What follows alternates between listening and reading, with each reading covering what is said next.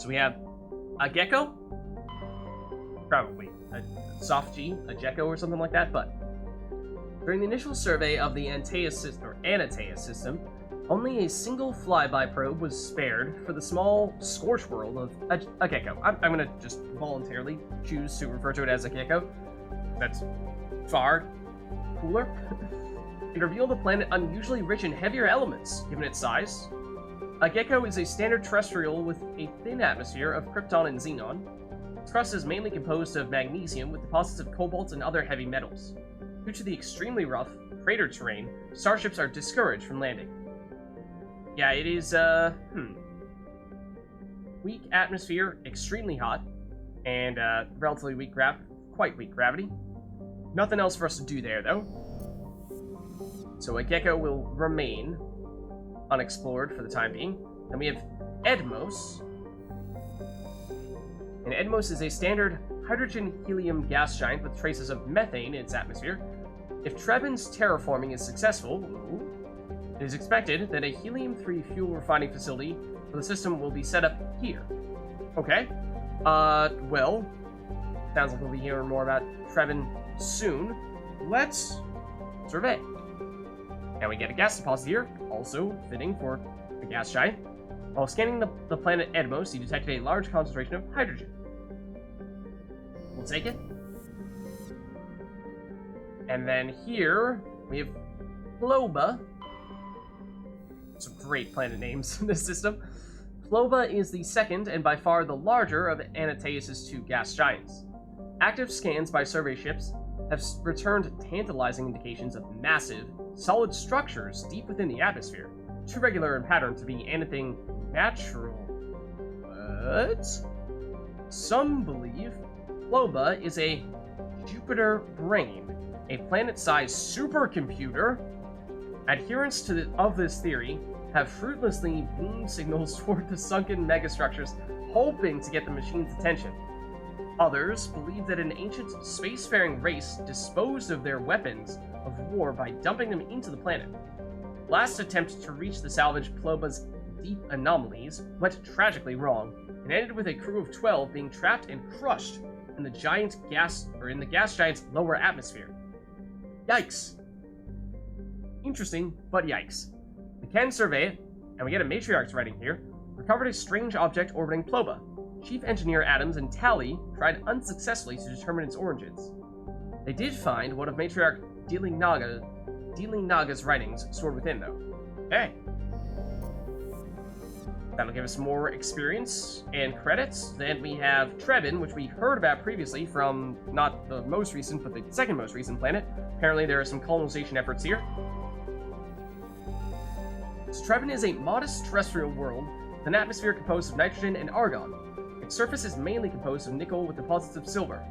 Trebin's environment is relatively mild, but the scarcity of water or similar enabling substances has prevented the development of any biosphere. Ooh, unfortunate. Yeah, so it has potential, but water is kind of important. And again, just gives you all that much more appreciation for all the things that went right to make Earth as livable as it is. Exogeny Corp recently performed a test impact of a single water-ice comet into the surface, the first step of a long-term plan to thicken the atmosphere and introduce water to the environment. Okay, so they are, yes, making colonization efforts. The survey team is on the surface, monitoring the geological and meteorological effects of the test impact. Most of the water released is still in the form of atmospheric vapor, but thick cloud banks have formed. There is every indication that this arid world will soon see its first rain. Surface team's progress has been hampered by frequent mechanical or computer failures in their GPS satellites. Okay. So, and if this does look like a good planet for colonization, it has slightly smaller or weaker, thinner atmosphere than Earth, and it does seem as though they're trying to make an effort to, well, do something about that. It's a little bit cold, 8 degrees Celsius, but certainly livable. And then gravity also a little bit on the light side, but still fairly similar to Earth. It does certainly seem as though the biggest problem is just that there is no water. We can land here. So that would certainly perhaps suggest that maybe this is the place where we would find that the survey team we heard about in the elevators. So I think we will do this soon, although generally I prefer to, at least before doing so, make a point of checking out all the other planets in the system. That way we don't head on out of here as soon as we finish on that planet and forget about the other planets in the system. So what about Vimal? Vimal is an enormous terrestrial world of mixed rock and ice with an atmosphere of methane and ethane. Its frozen surface is mainly composed of calcium with deposits of iron. Because of noxious surface gases, explorers are warned to use extreme caution. And it is cold, but otherwise, and gravity-wise and atmosphere-wise, actually quite similar to Earth. We can survey the area, and in doing so, we can get large deposits of uranium. Okay? Won't ask too many questions as to why we need that. I actually don't remember if the ship is powered by a what the actual fuel source is of the ship. Unidor. Unidor is a moderately sized ice world with an extremely thin atmosphere composed of krypton and xenon.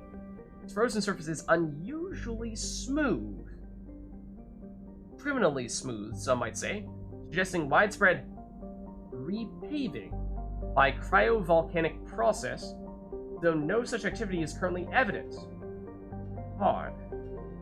Very weak atmosphere, very cold, minus 202 Celsius, and very weak gravity as well. Nothing else for us to do here. So that means we just have Trebin remaining, and I do believe, if we were to just take another look at our journal here, and there you see the other credits and experience we just picked up, that this is likely to be, what was it? This is in the Hades Gamma Cluster, which is where we currently are. But this actually even says the Far Nauta system, which is the other one that we have not yet been to. Whereas if we go to missing survey team, I believe. Yeah, and it does say Antea system. So yeah, this is what we're looking at here. We're looking to just, well, find the missing researchers. Sure. And then valuable minerals, we'll actually see. We have recently gotten a ton of gases, so we actually are completely done with gases. Now, there are still likely other places where you can pick up additional gases from just exploring around, and we can still pick those up and get additional experience and credits from them, so no problem there. But if we really wanted to, we could not ever take any more gases, and we would still be able to complete this mission. Of course, for the most part, when we're examining planets on the galaxy map, we don't know in advance what kind of material we're going to get. Of course, you can guess based on, if it says it's a gas giant, then oftentimes it does give us a gas, but, we're just going to continue to go on our merry way with doing more scanning. Other than that, oh, and if we just, hold on, just to make this stop glowing, and it just says keep searching. So we've discovered sufficient deposits of valuable gases. We need to locate and survey the remaining minerals and elements. Okay, so Trebin we go. Let's land.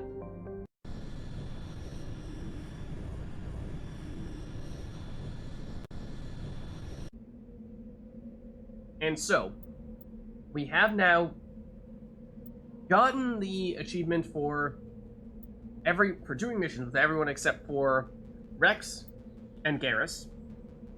At this point, when we're landing on a planet like this, and we're doing a full-blown mission, one that likely has combat in it, probably does mean that we want to make a point of actually picking a team that is, well, a good fit for us, not just doing it specifically for the achievement, although, that being said, I do think that Rex plus Garrus is not a bad idea. That is the team that we used on our mission in which we rescued Liara Tassoni, and as we, I believe, said then, it does perfectly balance us out in terms of biotic, tech, and combat strength, so it is nice in that sense. So I think we go for this. I think that works well for us.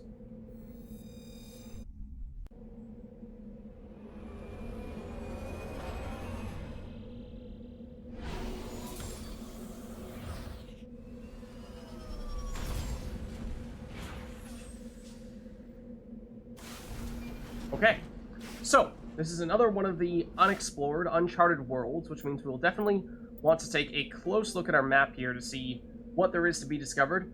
And like it was the case on the previous undiscovered world that we went on, or uncharted world, I forget what, uncharted world, I think is technically what it stands for. But although there are these indications here, the anomalies being random encounters of some variety that we'll definitely want to check out.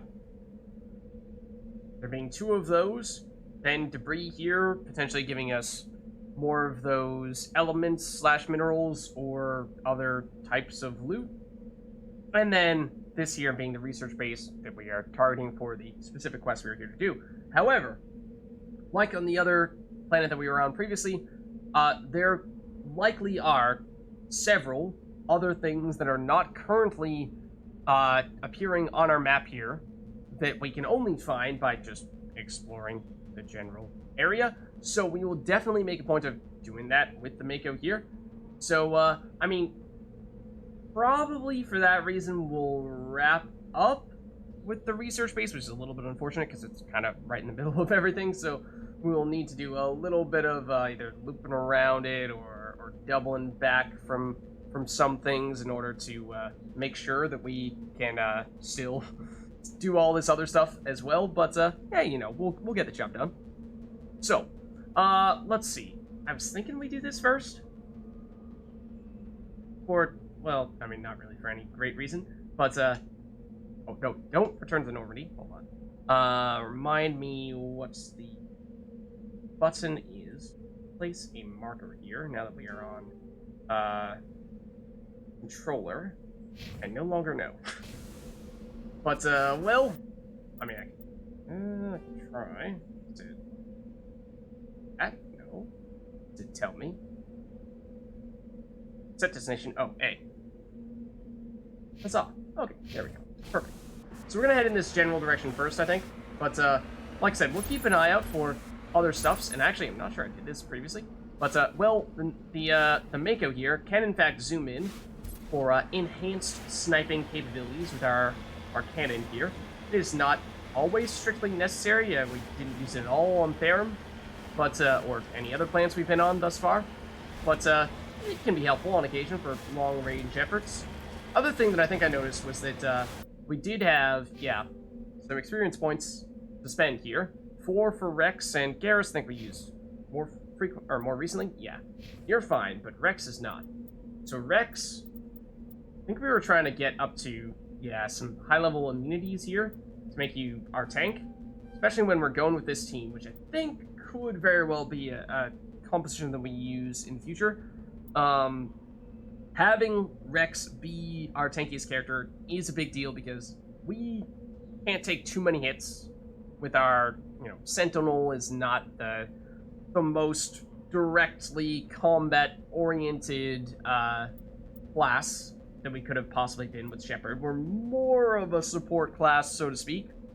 So, and then we were talking about this before, but Garrus certainly can apply the damage.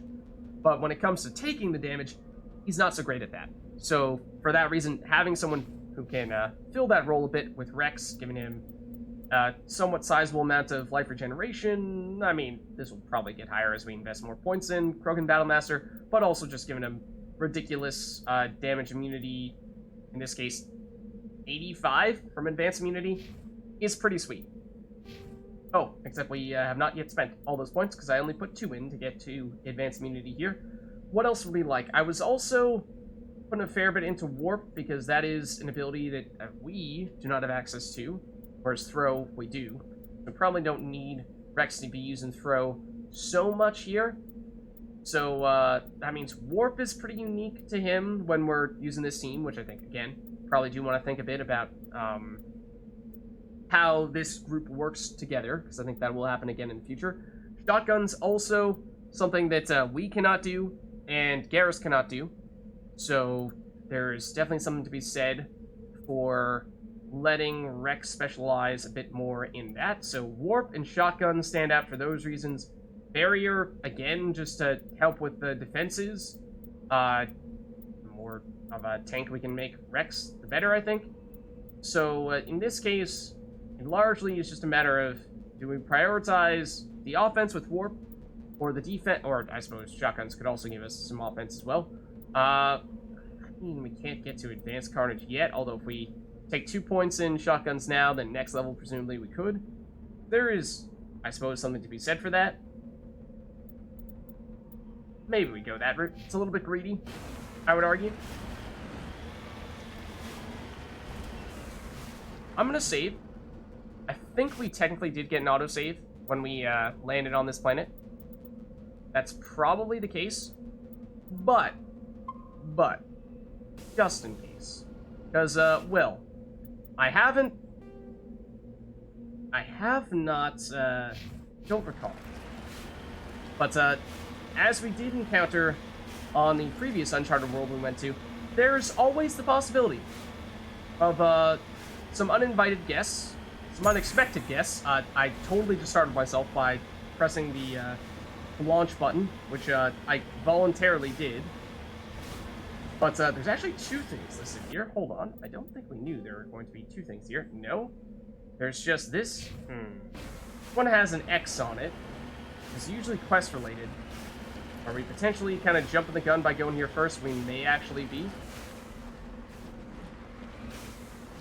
This may have... Yep, that's what I was actually referring to, though. A Thresher Maw. I ran into that. Okay, well... We actually didn't get hit by any of that, somehow.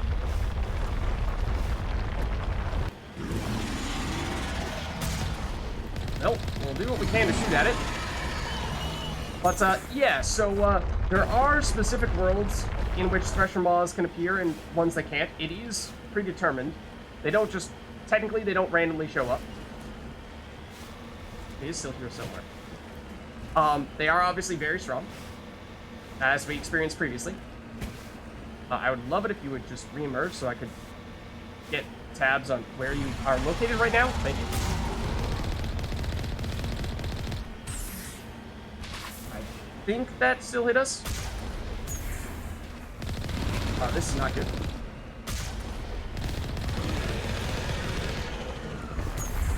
Okay, it is heading toward us, kind of, sort of. And by that I mean it is absolutely heading right on us. And it can, I believe, possibly one-shot us. That was not good. If it is right on top of us, I believe it may be able to one-shot us. So for that reason, I'm deliberately going to try to not let it do that. I did see that do this last time. I did not remember that being a thing from previous Mass Effect playthroughs. I may just not remember it. It may be new. Could you please stop following directly behind us, though? I don't like that. I don't like it when you do that. See, the thing is, like, I don't like it when you do that. Also, that was bad. That was really bad. We are in serious condition now. We just got nailed by that.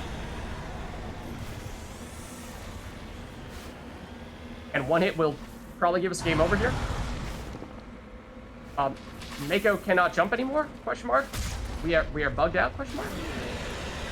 I thought we were going to experience game over, although no, the repair I think kicked in. That's why we're still alive here, and the only reason why we're still alive here. So this is one of those situations where the zoom can help a bit. I tried to jump over that, it did not work so well for us. I think I still got it with that one.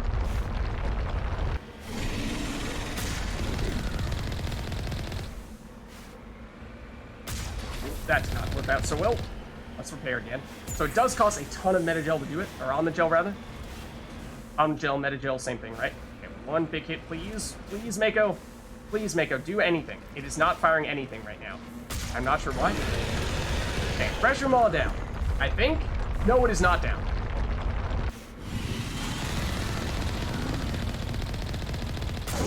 It is now down.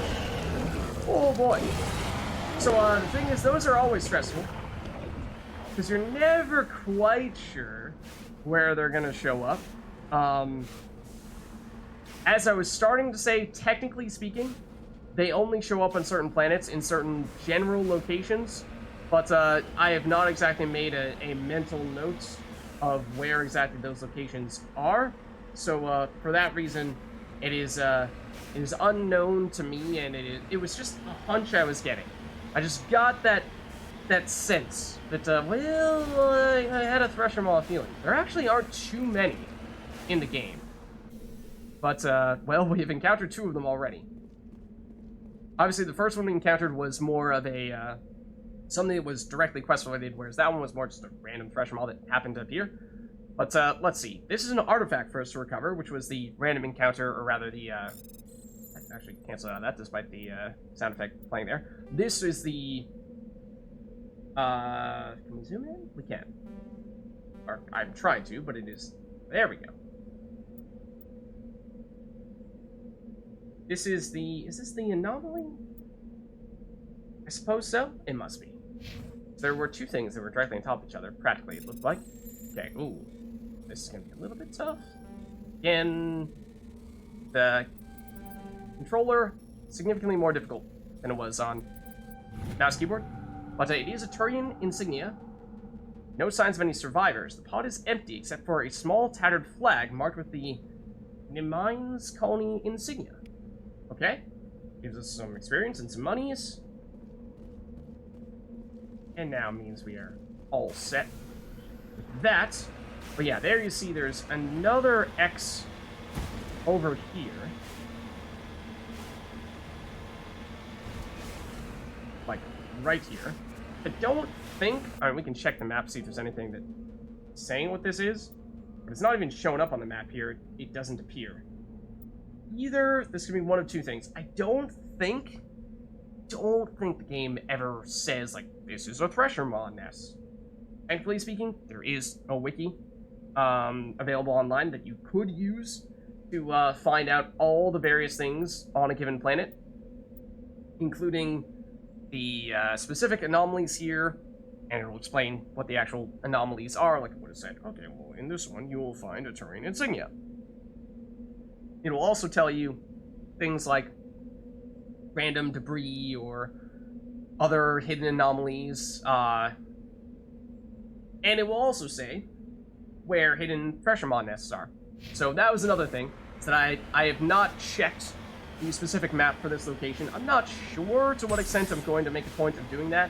I may do that in the future, I may not. I'm kind of on the fence as to whether that is something I should do, because on one hand, that way I can make sure that we are truthfully getting, all the stuff that there is to get on a planet. On the other hand, that feels a little bit, it takes a little bit from the organic discovery of it all. Obviously, I've played the game before, yes, but, there's always that risk of, if you're reading off things from a checklist, then that just takes away from some of the naturalness of it. It feels a little more forced, potentially. For example, there is this hidden mineral here that we, now are getting close to encountering. We can see on our map. It was not previously known to us. That looks like it right there. It is a uranium deposit. Hold up. There we go. So let's nab this.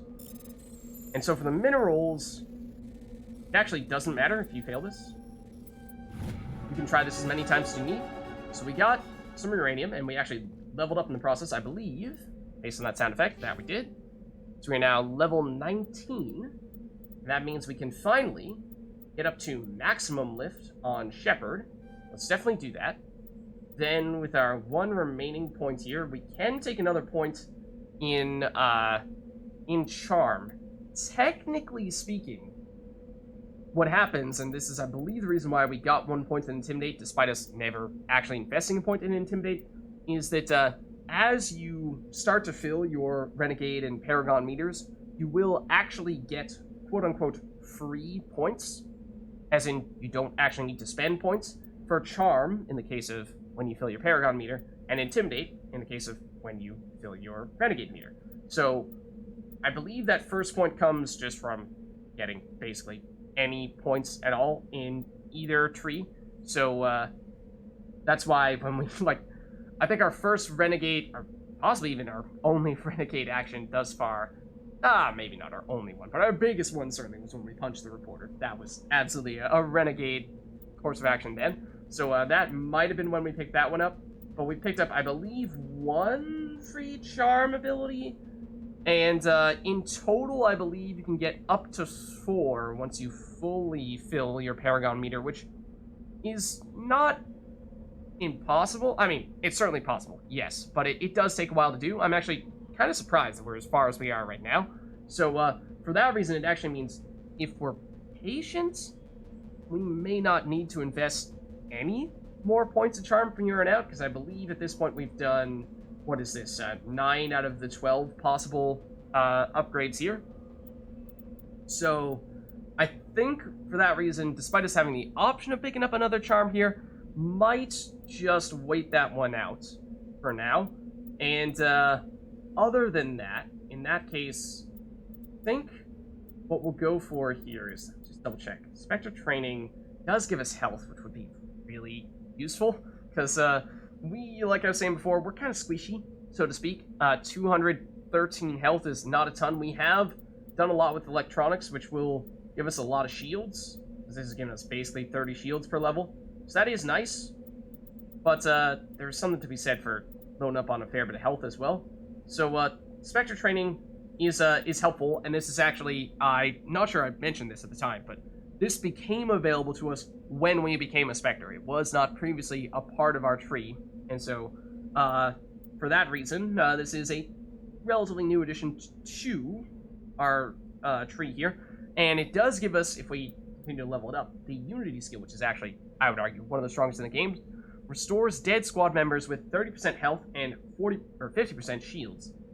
So it is basically a more powerful healing option, which in some ways kind of makes first aid irrelevant. To a certain extent, at least. There are other benefits that come from leveling up first aid. For example, unlocking medicine, which gives us the neural shock ability, which at some point we'll probably want to make a point of getting as well. But Unity is certainly not a bad thing to pick up. So I think at the very least, let's see what else we get. Accuracy, we get damage and duration, tiny bit. It's mostly the health, at least short term, that's useful here. And then eventually Unity, yes.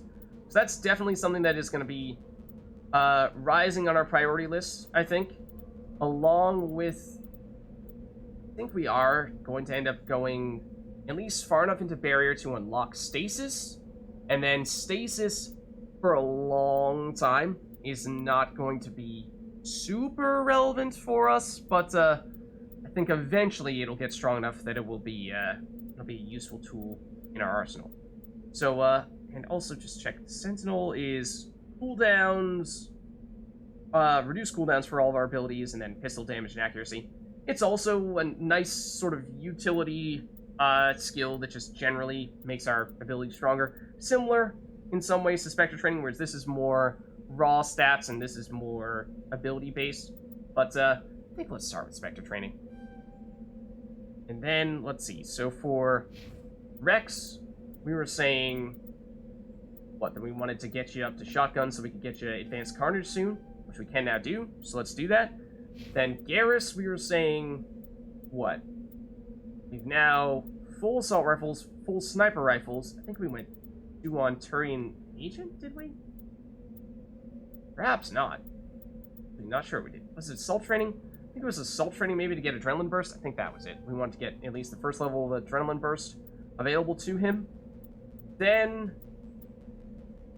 I mean, we do have first aid ourselves, and we have electronics ourselves, and we've leveled this up a fair bit. So for that reason, also, Garrus, you look a little bit intimidating, a little bit freaky with that helmet on, not gonna lie. Oh, I did not mean to do that. I believe, yeah, I just accidentally pressed an auto level up button. Fortunately, there is an undo button. But, yeah, so although I'm not a huge fan of leveling up first aid or electronics with Garrus, because we can, in many ways, just do it better and do it ourselves, at least giving him some electronics to give him some additional shields is not a terrible idea to make him a little bit tankier, but okay, well we did want to get the adrenaline burst. That at least we're definitely going to keep. Then mind me, damping, and we also have this. I think decryption and damping we're probably going to leave just about unupgraded here. I mean, just giving him the first level of sabotage is probably fine, but first aid electronics, these are all things that we have as well, but at least in this case there's some benefit of getting the shields too. I think for now though, let's focus on either Turn Agent for more damage, or Adrenaline Burst is mostly melee damage. Yeah, attack armor, a few more defenses as well. Let's go Turning Agent. Okay, so now we're all set on the skills front. Let's take a look at our map here. And yes, we've now discovered this previously unknown uranium deposit. Let's continue on, actually, in this general direction up here. Again, so that is the main, or not main quest, but the side quest that we are going for on this planet. So I'm deliberately going to try to save that for last here. Not that we have to, so to speak, but just in the interest of making sure that we get the chance to, well, not rush the other stuff. So maybe that temptation to head on out as soon as we do wrap up the primary mission.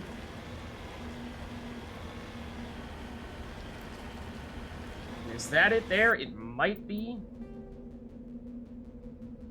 Is it straight ahead? Because if it is straight ahead, then that is not it. It's kinda straight ahead. That's it down there, I think.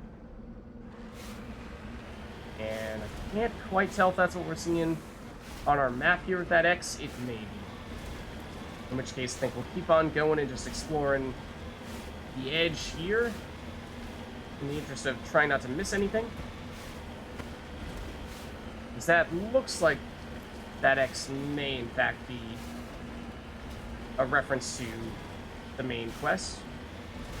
Initially, I thought it was close enough that maybe it wasn't. It may still be something separate. I mean, if it's still standing there and we haven't done anything with it by the time we're done, then of course we can revisit it. Now, I was talking earlier about pressure moths and how there's no real way of knowing when they're going to show up until they do. It's not entirely true. They generally show up in flat-ish areas, such as this. So, the pressure moth alarm is ringing a little bit in my head. Like I said, there aren't many of them, and we did, of course, encounter one previously in this world. It would make it unlikely, but not impossible, that we would encounter another one somewhere over here. There's a question mark over here, though. This is definitely something we want to check out. Now that we are on uneven land, it would be much safer, and by much safer, I mean there will not be pressure moths here. What do we have here?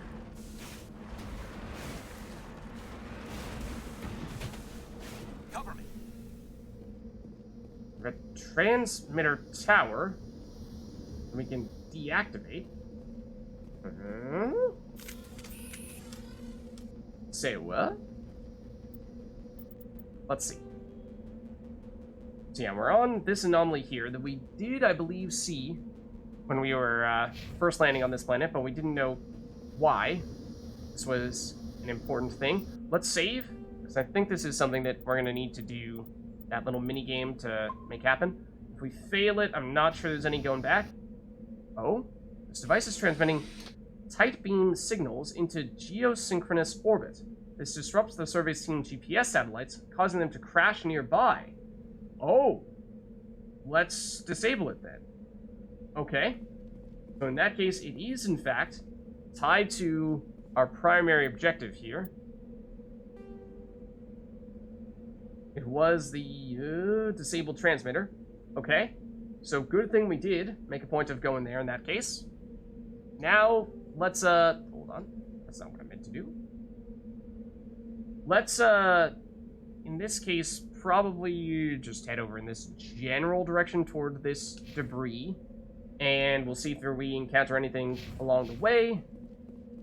Make sure there's nothing else here to investigate. None of these that we can, say, loot or anything like that, because sometimes this type of wreckage will have some stuff that's lootable. Don't think I've seen that just yet, though. I believe we're in the clear here. Yeah. Okay. Let's head back to the Mako then.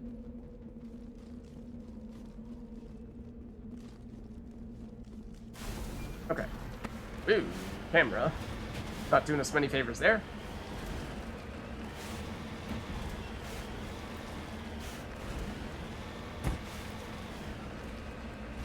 So again, that red line is the end of the world, so to speak. So we can't go beyond that. And we obviously know for that reason there won't be anything of interest beyond that. We don't really need to be hugging right up against that. Oh, but what do we have here? This is the debris, or at least coming up on our map here. We also see some red dots, which would mean there are some enemies here. A little bit unusual. We see them just yet? No? Can't quite scout it out from here just yet. Let's hope this is all the way up here on this elevated part, or if it's below.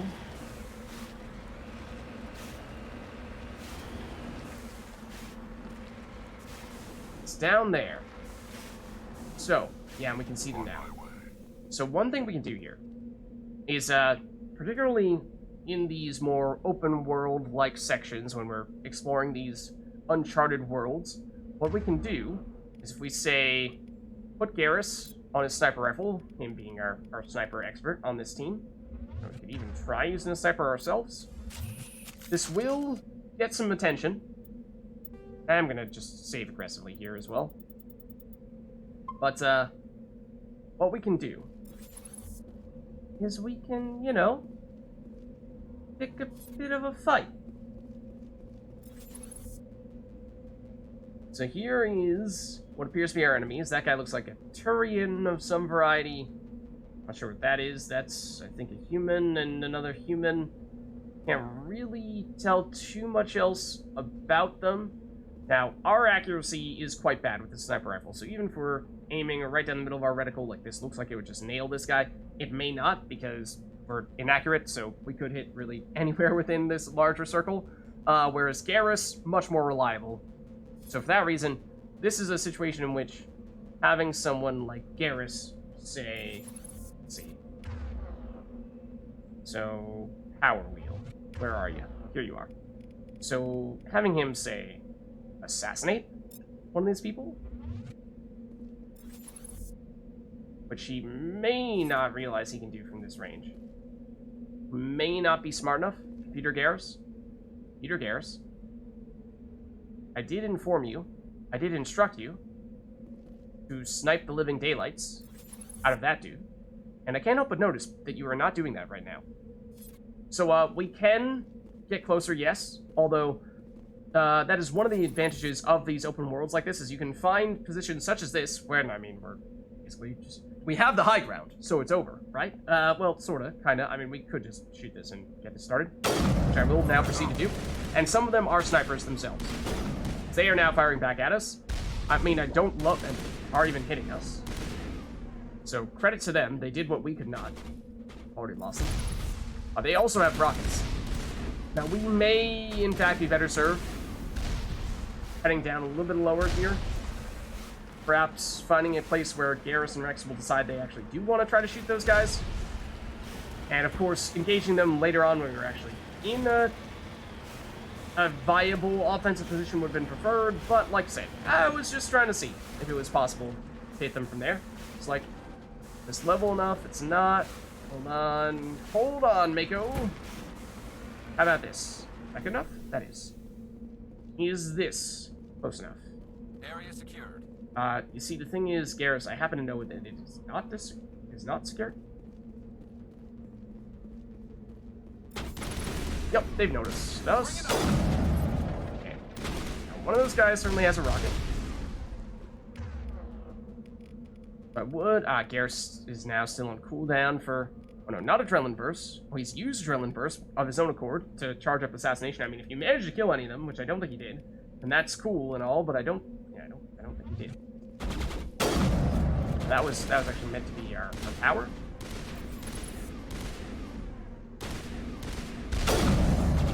So again, our accuracy with the Sniper Rifle is pretty abysmal, because we don't actually have any training on this. So even though it looks like we're hitting this person, we probably are not. So we may need to get closer still. Let's see, Mako, where did we park? Yeah. So let's try to find a even better position from which to hit these people.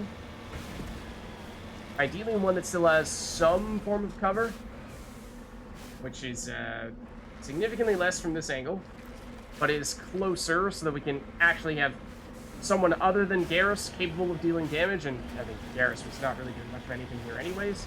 It's like, can we go? We saw it gets pretty open from beyond that ledge we were set from this angle, so I'm not sure it gets any better here. I could also just, like, take him out with the Mako. I mean, that's the easy answer. That's no fun. Wait, there goes one of them. Last one to smithereens.